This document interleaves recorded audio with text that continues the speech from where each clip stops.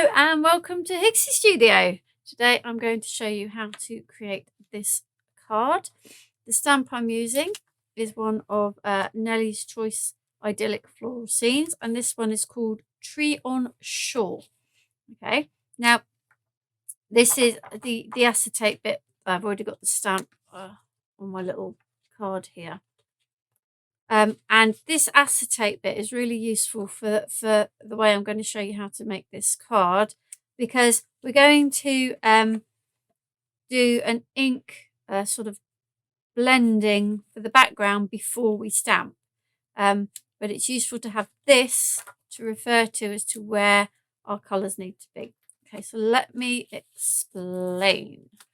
So I have a piece of stamping card, and I have already pre-cut the frame. So what I've done, excuse me, is I've drawn a square. Well, it's a square, a rectangle-ish, that is just between these two. It's just so that I've got an edge to know where I need to get things in for my stamp. As you can see, it's just about the right size for my stamp. And this will go over like this and cut off the edges a little bit, but that's okay. But it will give me a way to decide where to put my bits and pieces. So I'm going to turn it around this way to start with, and I know that this is going to be sort of at the bottom of this piece. And what I want to do, and I'm going to do it sort of out here to begin with, is this is the horizon line, if you like. It's where the sea meets the sky. So I just want to know where that is, kind of there.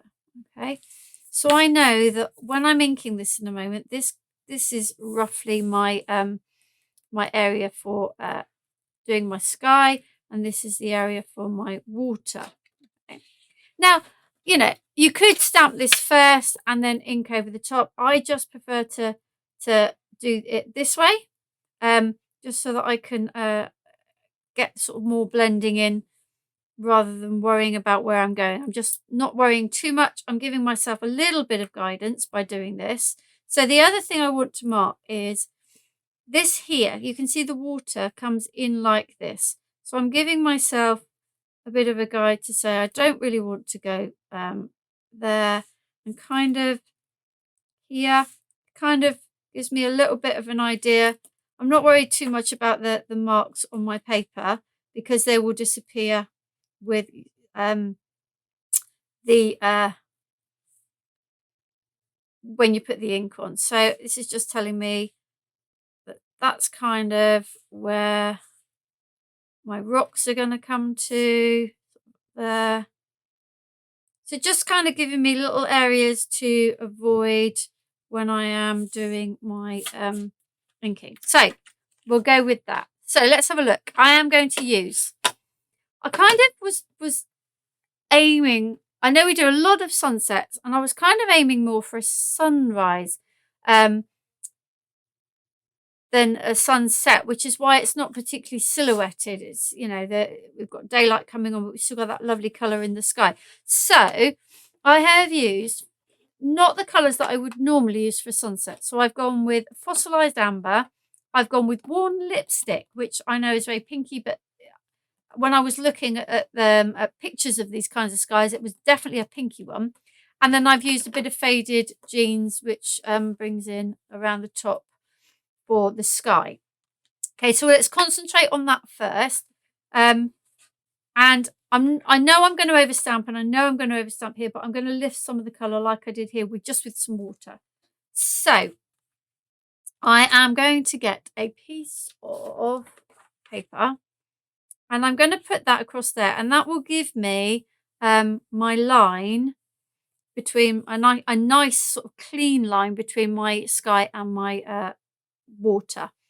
So we're going to start with fossilized amber, and we're going to do that sort of roughly. This isn't an exact science. I just kind of, you know, just go with it, and it'll be different every time. So I am going to do a little bit of fossilized amber there. not too hard, but sort of coming out a little bit, because we're going to lift a little bit here. Is where you get the exact sun. There is only one sun. Where the sun is, you're going to have a little bit more light. So the next thing I'm going to do is I am going to put some warm lipstick down, and I'm only going to kind of go to there this time. Now, my fossilized amber is probably a little bit drier than I would want now, but that's okay. I've got a tree coming up here, so again, I'm not going to do too much in that little area. Doesn't matter if there's a bit there, because oh, hello, that's yellow. I've just put just bear with me. I've just put my warm lipstick brush in my fossilized amber, because you will, you know, with any kind of thing like that, you do get the reflection of the colours in the tree. So I'm not avoiding it totally, but I am kind of not putting too much. I am now going to try and just blend this fossilized amber in a little bit, and I'm going to just get a little bit more because that had dried somewhat. So I want quite a strong yellow kind of there. Going out. Now in a minute, what I can do is put the acetate back over to just see, and then if I need to go back over, I can. So I'm going to bring in some faded jeans now for the sky right at the top. Now you can see my lines, my pencil lines are pretty much obliterated now, so it doesn't really make too much difference. I've got a bit of that, and then I'm going to take my warm lipstick and then just blend that in, so you get kind of a purpley colour. And I'm every now and again just going to take off the purpley bit before I stick it back into my ink pad. They don't really contaminate. I've never had a major issue. Just going to okay, so what I'm going to do before I decide that whether this is, because it looks awful, I get that, but if I now put this on the top, you can already see that we've got this lovely kind of sunrise, or even sunset if you like, prefer it to be, going on here. I've probably could have done, perhaps not doing quite so much there, but I'm going to put a little bit more behind this area, just a little bit. We'll go with a little bit more pink. So there, like so, and so this is another reason why I kind of like doing it this way, because I can go back in and out and see what I want to do. Now, what I've now just done is I've now gone over the rocks, but that's okay.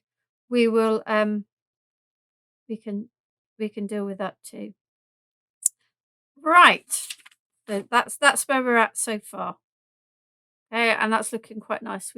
We'll lift some of this in a bit once we've stamped it, to just give a little bit of highlight. So now what we're going to do is we're going to do the C here. So we're going to put lids on things before I start putting my hands and my elbows and everything else in them.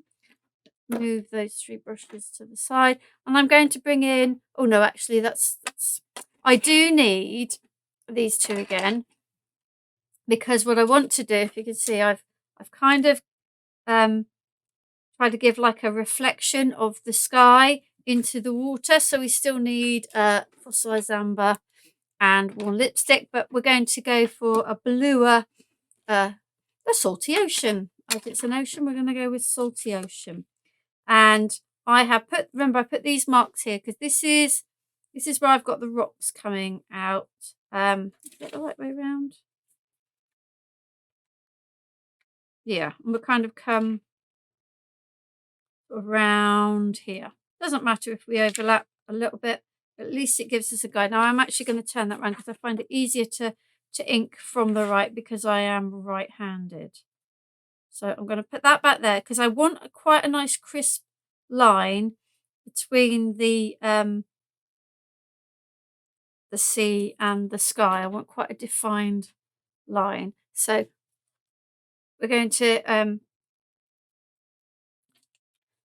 now the other thing is, don't be worried about going off because we do need, I'm just realising that I might need to go over a little bit more in a minute. We do need a little bit of an edge for I'm making a bit of a mess of that. For this outside bit, this is beyond the stamp. Okay, so I'm coming across there with my blue to about there. And then I'm going to get some of my yellow.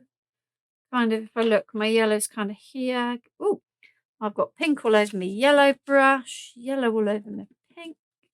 Oh, okay. All I'm doing when I'm reaching across, you probably can't see, is I am literally just cleaning off my brush just to take off so that I can get the colour that I want, which is yellow and not pink. So I want a bit of yellow there, and then I want a bit of pink, and I go in across here. And like I said just now, it doesn't look great while I'm doing it, but once you put the stamp over the top, then it does. So I'm going to grab the stamp, and this is where we're at now. She says kind of there, so I've kind of gone maybe a bit too far over here, but that's okay. Lift it with a bit of water in a minute. I'm just getting a little bit more of the reflection in. Check how we're doing. Making sure I'm putting it in the right place. No, I'm thinking I need a bit more blue there. A bit more blue. Whoops. Me wanting my nice line. And actually, when I've lifted it, I can see I don't have actually, I'm not too worried. Actually, think about that. Actually, how many times can I actually say actually in one sentence? The stamp itself is going to create some more blue there, I think. It's going to create that totally defining line between the two. A little bit more yellow in there.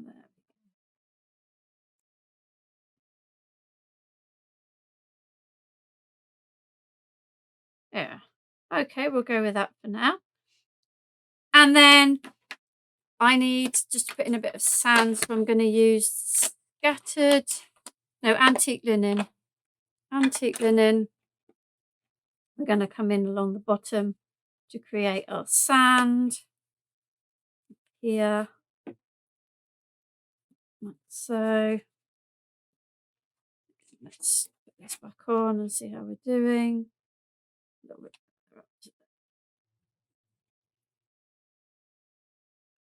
so.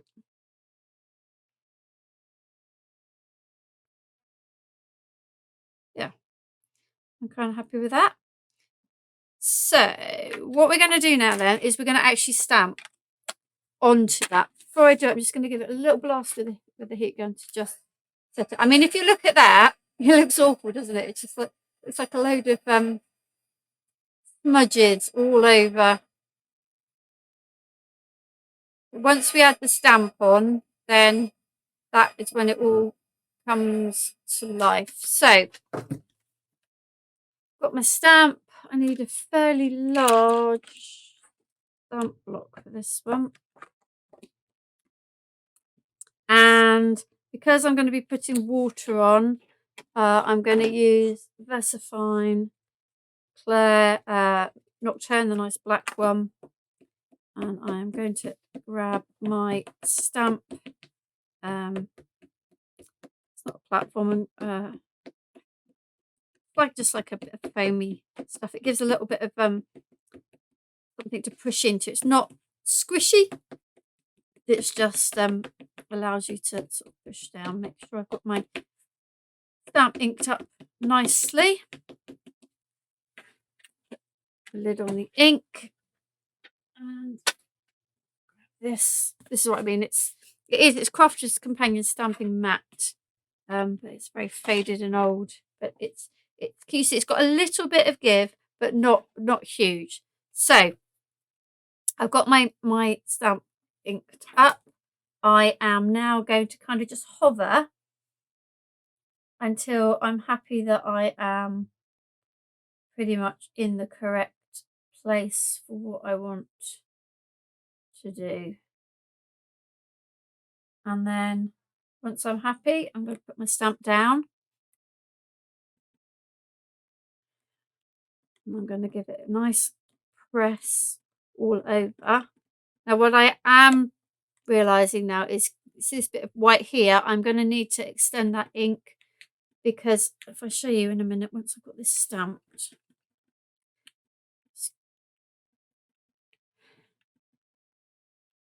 There we go. I am going to need, look at that, this. I need more ink outside. Up here's not too bad, down here. So all I'm going to do, I'm not going to try not to ink over my border there. I am going to add a bit more pink here. Not worried too much if I'm blurring them this now. So I've got a bit more ink out that way. And I just need a little bit. I'm going to bring in I think I'll do the antique linen out that way just to extend the colour beyond the edge, to give me a little bit of room to play. Okay, so put all my brushes to one side, and it's still not there. So the next thing I'm going to do is I am going to grab some clean water and a brush, and we're going to just and a piece of kitchen roll, and we're going to just lift some of the ink in places where we don't want it. If I can find the brush, that's one I want. Make sure my brush is clean. Okay, so first thing is we want to lighten these clouds. Clouds will always, in a sunset or a sunrise, be kind of coloured by the sky. They're not going to be completely white. So we've lightened those up. And also, exactly where the sun is, we usually get the kind of like lighter, whiter pieces. So I'm just going to, now that is for me is too hard. So what I'm going to do is grab my fossilised amber in amongst my 6 million colours. Put a little bit on my thing. And I'm just going to kind of blend that in. So it's not quite so, I want quite a little bit of a highlight, but around the edges I want it a little more blurred.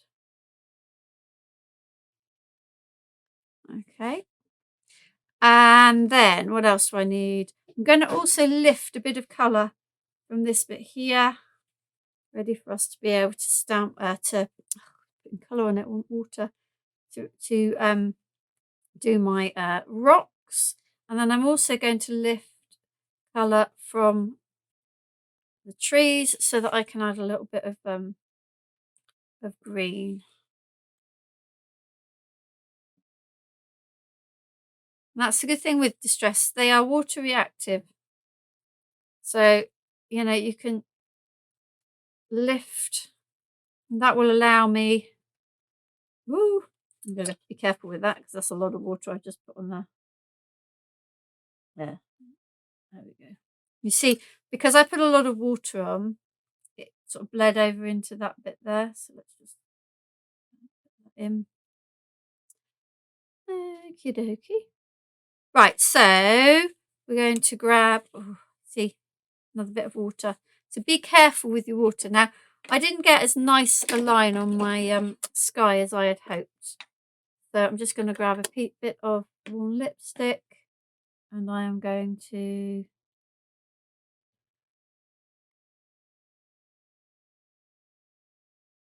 blur that in a little bit, like so. we go. Right, so just to colour in the rest, what have we got? I've got some hickory smoke somewhere. Hickory smoke. Yay, hickory smoke for my rocks. I'm not making this a particularly detailed thing, so I'm just going to literally do a wash over the top of the area where I've got my rocks. And it doesn't matter if you bring in some of the other colour, because with light there's always going to be a little bit of reflection of that colour in. So there are my rocks. I'm going to make that a bit darker. This is me saying I'm not going to faff. That's kind of like, you know, that's never going to happen when it's watercolouring. I'm always going to faff. I cannot help but faff. Right, so there's my rocks. Oh, and look, we've got this one out there. I'm going to remove a bit of the colour from that. A bit too much water, but we'll deal with it. There we go. And then I can get a bit of hickory smoke on there. Okay, and then we're going to use, let's just use, what should we use? Let's just go with Rustic Wilderness for our green. Now, I don't want it too dark. I felt did it a bit, perhaps a bit too dark on the original. But there you go. I can't help myself. So I did look. I do like to have a look at photos of this kind of scene before I start painting, to try and get it reasonable. And I was kind of like, well, will the trees be green? And actually quite a lot worse. So I thought, yeah, let's go for it. Rather than just a black silhouette, let's go for it. So I've literally just gone over the tree, and I'm just going to do the same on these bits of foliage here. I'm not worrying about, I'm just trying to give a little bit of the colour. And then lastly, we just need a little bit of brown for the tree trunk.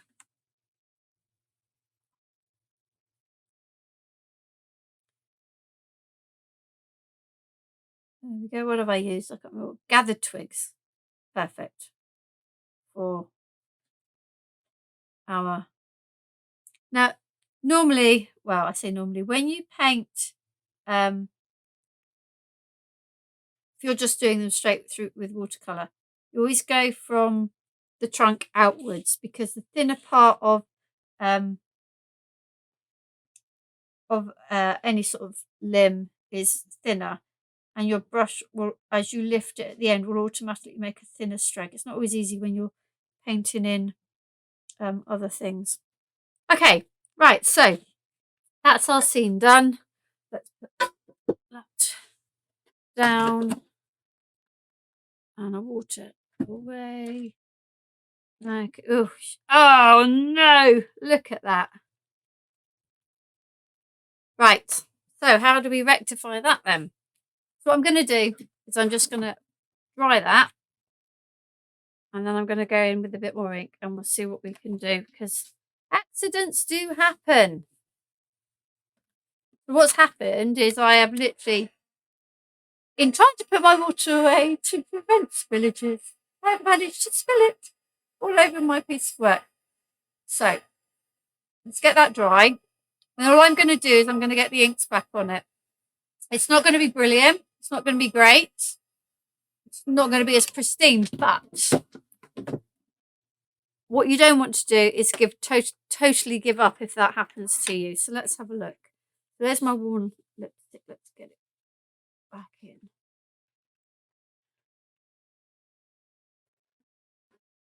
Okay, we've got a little bit of that back in there. And what was the other one? Faded jeans we had in there, didn't we? A little bit of that back in there. It might not be too much of a fatality, because depends where the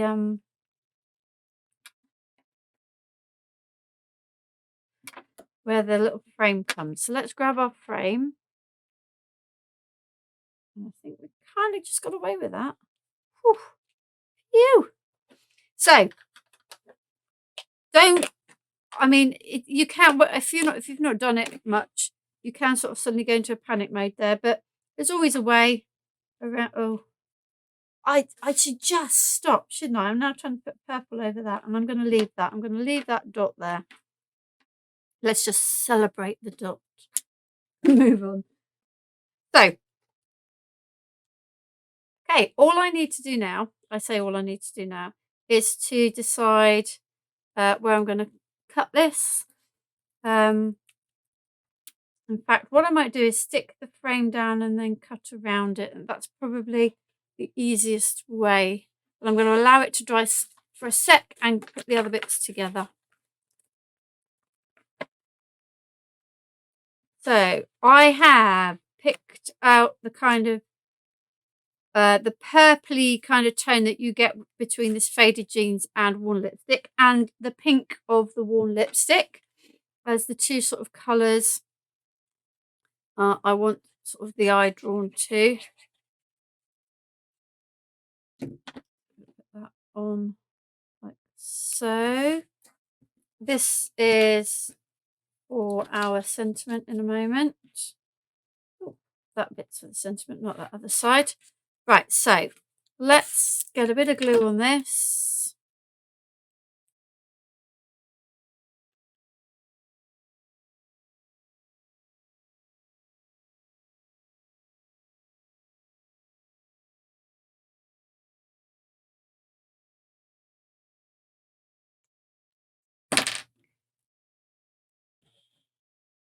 And let's put this over.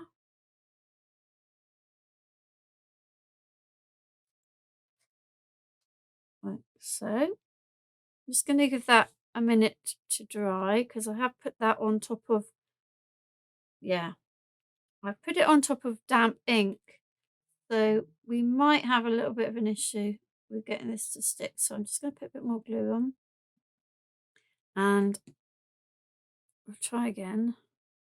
And then I'm just going to leave it while I stamp the sentiment. It's looking better. But let's stamp the sentiment. So I am using Julie Hickey Everyday Sentiment Stamps. And what are we going to use? What do we use? Thank you. We're going to use thank you. So let's grab a little block. Put my thank and my you. Just check those close enough to stamp. So this little bit here is just ink that was cut off from the one that I did, the original that I did. So we're going to grab ink, stamp that up.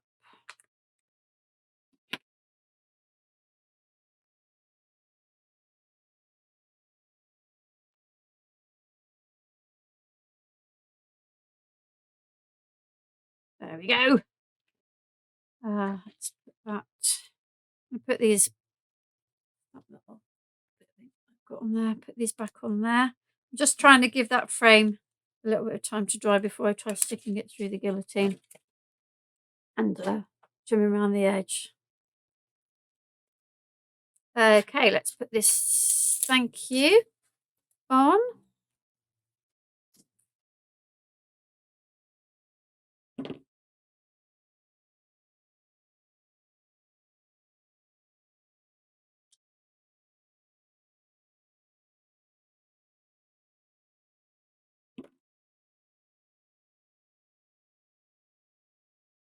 Like so. Right, so that's ready. So what I want to do now, this is pretty much stuck. What I'm going to do now is use my guillotine. Now, I tend to use, hopefully this won't fall down. I tend to use this part of the guillotine as a kind of a guide. So I know that there is an amount of space between the edge of here and the guillotine. So if I do that one like so, and then I do the same, that one's now straight. I do the same here. Then I get the same equal edge all the way around. You can see that's why I just wanted that extra bit of inking all the way around. And let's just check that that's going to fit onto my piece of card. And it does. Excellent. Right, so this now sticks down.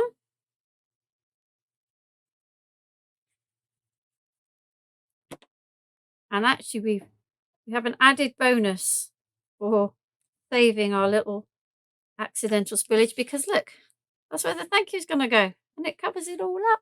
Yay! Excellent. Oh, she says now having moved that. Oh, that's okay. Right.